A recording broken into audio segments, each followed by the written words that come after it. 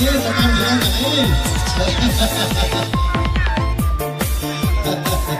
Kata kopi suka na, itu kita coba kan kuai.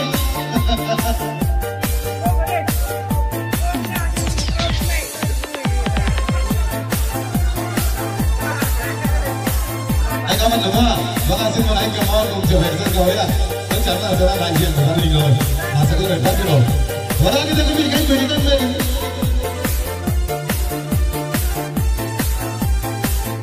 Và kính thưa quý vị khách quý thân mến, và trước sự hiện diện nhiệt tình đáp biểu của các thế hệ anh chị em cũng như bạn bè gần xa cũng đã trở về đến từ trong chương trình đại tiệc tân gia ngày hôm nay.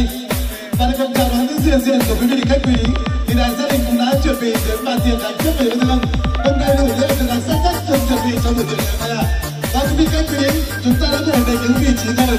Là những tiệc gia đình kính mời quý vị khách quý, chúng ta hãy tự nhiên làm vâng tự nhiên khai việc và sẽ tự nhiên dâng ly rượu hồng để chúng ta cùng reo những tiếng chân thật to cho quý vị nhá. Và là dân quốc những chuyện ngày hôm nay, đại gia đình chúng tôi cùng xin được gửi một lời chào, một lời kính chúc sức khỏe, lời cảm ơn với tất cả quý vị khách quý. Xin được trân trọng kính mời tân gia chủ anh chị cũng như những đại diện gia đình, chúng ta dành một cái cúp chào để ra mắt các tân gia quý vị nào. Xin mời. Và tất cả quý vị khách quý thân mến, đàn ông xây nhà làm bà xây tổ, chương trình tuần lễ ra mắt của đại gia đình hạnh phúc anh Việt Chỉ Viên ngày hôm nay đó là chính Tân Việt Bắc Tây.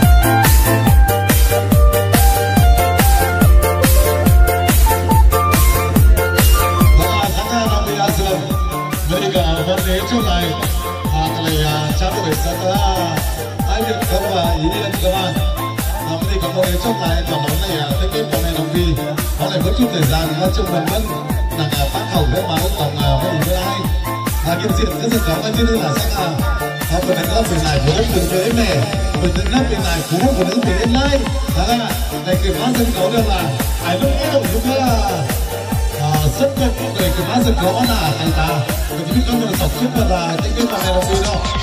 Cảm ơn quý vị là các quý thân mến, và như cha ông ta đã từng nói Tộc Châu hỏi vợ làm nhà trong ban để lấy việc nào cũng có. Tổ chức thì được ý khi chúng ta chọn cho mình một công việc phù hợp để nuôi sống bản thân và gia đình. Hải vợ là nơi giúp chúng ta nắm tay về tình yêu thương, cùng nhau đắp xây hạnh phúc và chung sống với nhau trọn đời.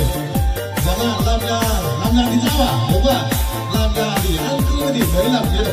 Và gia đình anh chị, anh Việt Chỉ Viên, chúng ta trải qua những ngày tháng làm việc vất vả chất chiêu. Đến đây gia đình anh chị cũng đang xây kết ở bước nhà mới khang trang.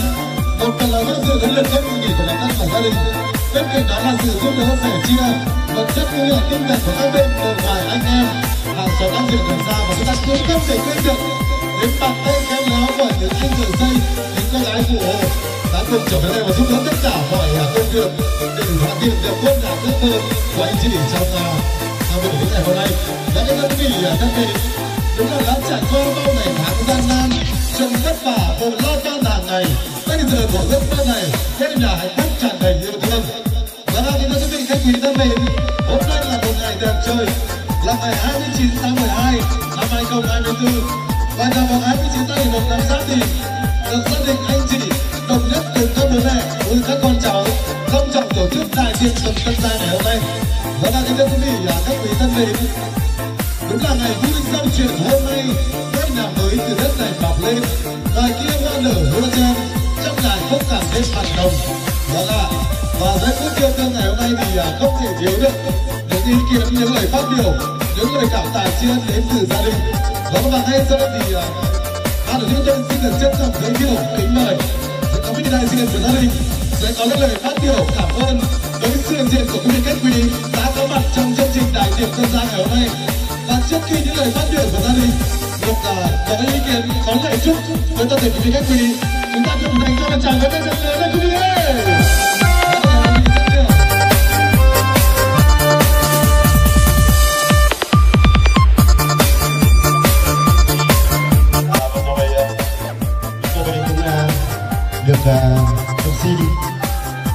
đình thay mặt gia đình để có chút lời phát biểu cảm ơn quý khách quý. Và sau đây có sẽ nói một tiếng mẹ đẻ của mình ạ. Salam với các bạn em ơi, đi đây gọi đặc sản em dọn đây gọi một quá trình yên yên tiết kiệm quyền đặc biệt gì đây gọi chẳng hạn các cụ Nhật Bản đi gọi cùng hơn cao mây đi nhưng mà anh là một gan tay em thì một gan tơ do lại là có buồn như đi là anh mơ ra thông cảm một gan đi anh không có quen là và anh một số là tem là thay mặt gia đình cảm ơn tay em anh là một gan đã quan tâm rất một gan mình được mừng anh mơ lấy nhất và chúc tay em anh là một gan không tôi là một lihat dan juga promosi yang nomor kawan.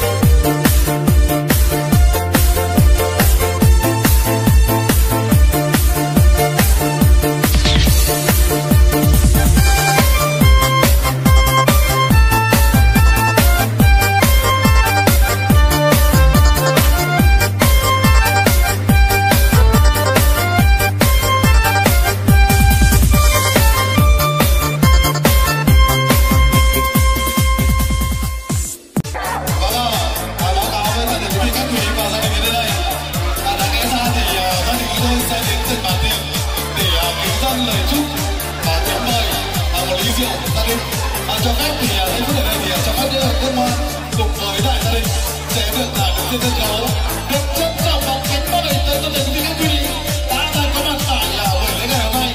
Những chén rượu, những lời cảm ơn của gia đình quý vị ơi. Gia đình thân mến, chúng ta sẵn sàng được chưa? Có rượu chúng ta nâng rượu, có nước ngọt chúng ta nâng nước ngọt được không ạ? Và mời quý vị khách quý chúng ta đứng lên được không ạ? Chúng ta đứng lên cùng chơi được không ạ? Đứng lên là quý vị ơi.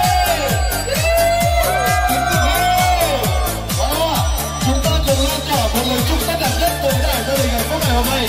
Một lời chúc tuyệt vời đúng không ạ? Và chúng ta sẽ cùng cho nha quý vị nhá. Tiếp quan sẽ là dịp cầu nối chúng ta để cùng các quý các anh chị nhá. Những chén rượu mọi người đó ạ. Và chúng ta cùng cho nhá quý vị nhá. Chúc mừng tất cả đại cát nhá.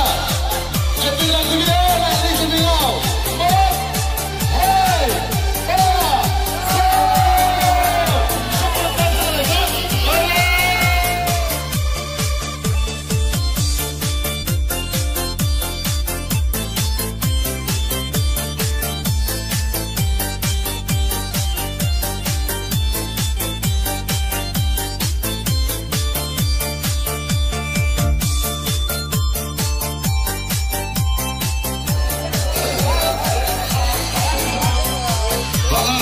Xin cảm ơn quý vị khách quý, chúng ta cùng an toàn cùng ngồi xuống.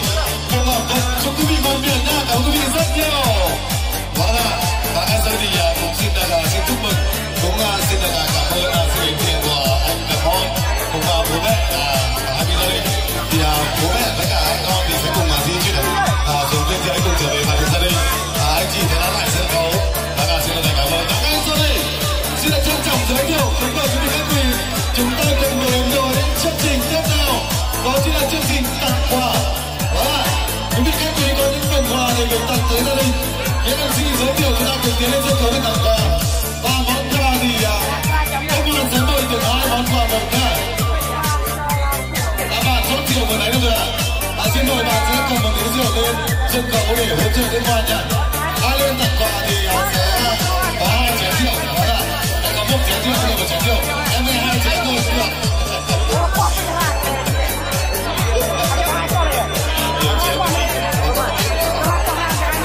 Em gái lên, em gái ơi.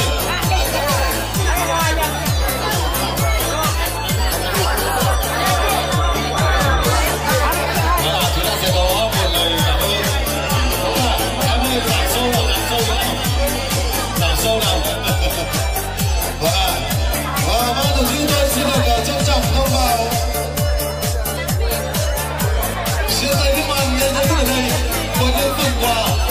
cả tới đây gia đình chúng tôi xin trân trọng giới thiệu kính mời phần quà đầu tiên đến từ gia đình bác An Lương, đến từ Sóc Cộp, gia đình bác Tiên Ân đến từ Sóc Cộp, trân trọng kính mời hai phần quà một. Vâng ạ.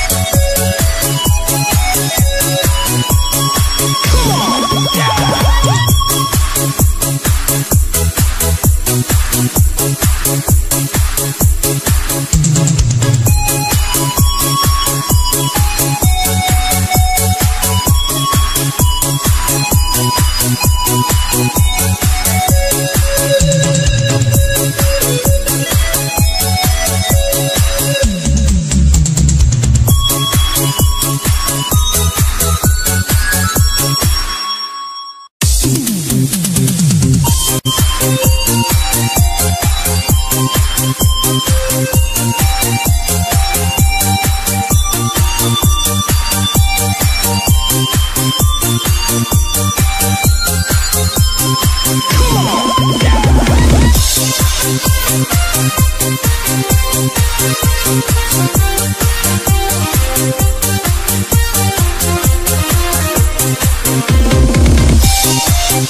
mời những đi rượu chúng ta sẽ được cảm mời nhau đi ạ. Xin mời còn trước khi đi rượu này được trao cho nhau thì xin được trân trọng kính mời đơn vị sự kiện Phương Thư sẽ cùng trở về sân khấu. Vâng, trân trọng kính mời.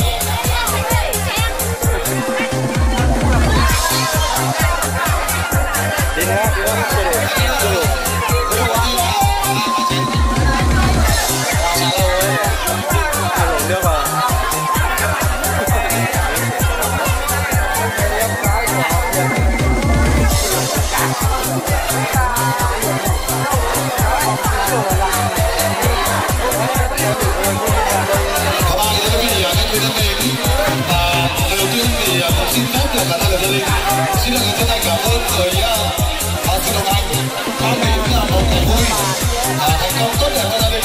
Đặc biệt là xin được chân thành cảm ơn đơn vị sự kiện Phương Thư cũng như toàn thể quý vị các vị đã có mặt tại đây để chúng ta cùng lan tỏa một ngày chúc mừng rất là nhất thế này. Gia đình em cũng xin được cảm ơn đối với những lời chúc rất là nhất với những món ăn tết lòng dành lời chúc tới ngày gia đình chúng tôi ngày hôm nay. Và ở đây thì cũng xin được mang lời chúc rất là nhất đơn vị sự kiện Phương Thư từ trên liên hoan và các em trong miền núi sang đến gia đình, chúc gia đình sớm bước sang một năm mới thật nhiều sức khỏe, thật nhiều niềm vui, thật nhiều cái mới và chúc anh chị luôn thành công trong cuộc sống và sự tích cực. Và chúng ta cùng chào quý vị với nhau nữa là chào hàng dần và xin chúc mừng gia đình. Xin chân thành cảm ơn các anh các chị rất nhiều và xin được cảm ơn đơn vị sự kiện Phương Thư. Xin sức khỏe. Và chúc tất cả quý vị các quý ta có mặt tại gia đình rất nhiều sức khỏe, thật nhiều niềm vui và hạnh phúc của mình nha. Đó chính là tôi đã rất là đồng ý. 1, 2, We'll be right back.